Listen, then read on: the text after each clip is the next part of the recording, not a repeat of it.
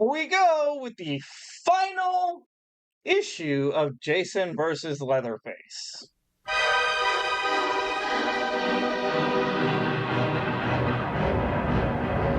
This cover I can actually talk about for once with these covers, since it does not showcase Leatherface. It does have Jason busting away from some mutilated bodies, and holy fuck, why does his veins look like that?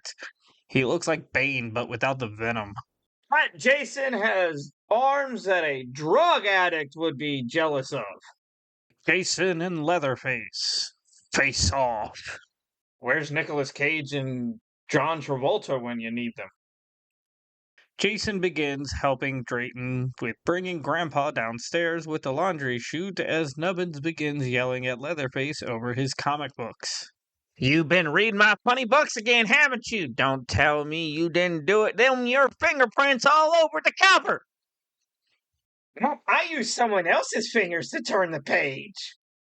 The two brothers start fighting as Nubbins brings out a knife, slicing his younger brother, which pisses off Jason, who just grabs his neck and throws him into a skeleton chair. Great, now Jason has nothing to sit on. Nubbins is pissed and stabs Jason with his tiny knife, but when Jason just takes it out, he runs. "Oh God, I'm not using it, I'm fighting back!" Drayton tells Leatherface to grab his saw while he grabs his butcher knife as Jason attacks Nubbins, and in the crossfire, cuts Grandma's head off. Great, now who's gonna carve the turkey?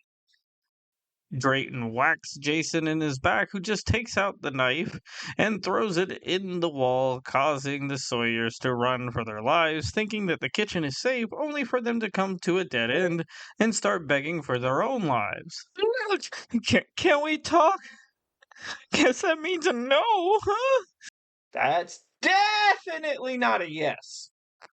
Leatherface shows up with his saw, and at first Jason doesn't want to fight him, but after Leatherface slices him open, he begins questioning his love. Jason thought he had finally found someone who understood what it was like to be different, to be apart from the others, someone like him. But as he might be, Leatherface had one thing in common with all the others. He was alive and living.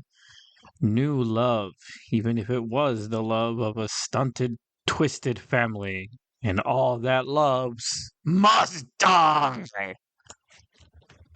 Kind of poetic if you think about it. We get a great two-page spread of the two killers fighting, as well as a bunch of panels of them hurting each other before Nubbins cheats and hits Jason with a hammer from behind. Hey, no fair! That's 3 against 1! The Sawyers debate on what to do with Jason, since Drayton feels that Jason is too good of a friend to eat, which pisses off Nubbins, who is just always hungry. Leatherface finally stands up for not only himself, but also Jason, so the three of them drag Jason to the lake and tie cinder blocks to him, with Leatherface gifting him his machete. I guess that's about it. Does anyone have any last words they'd like to say over the body? Yeah, rotten hell, dickweed. Dickweed. Leatherface cutely leaves a flower for Jason, as we see that Jason, of course, is not dead, and makes the hard decision to leave his newfound family behind, and heads home back to Crystal Lake. This issue is honestly lackluster. It's got this huge build-up, and it's literally just one tiny little fight between the two, and no one dies. It's literally just a family squabble.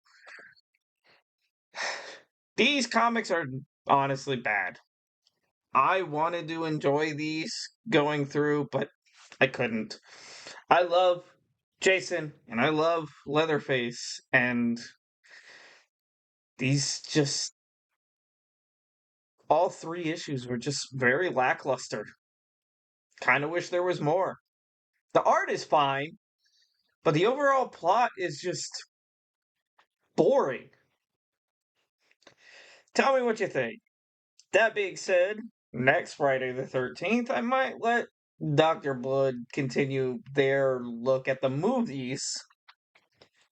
And that being said, thank you for watching, and I'm your superhero critic, and I'll stay super as long as you stay awesome.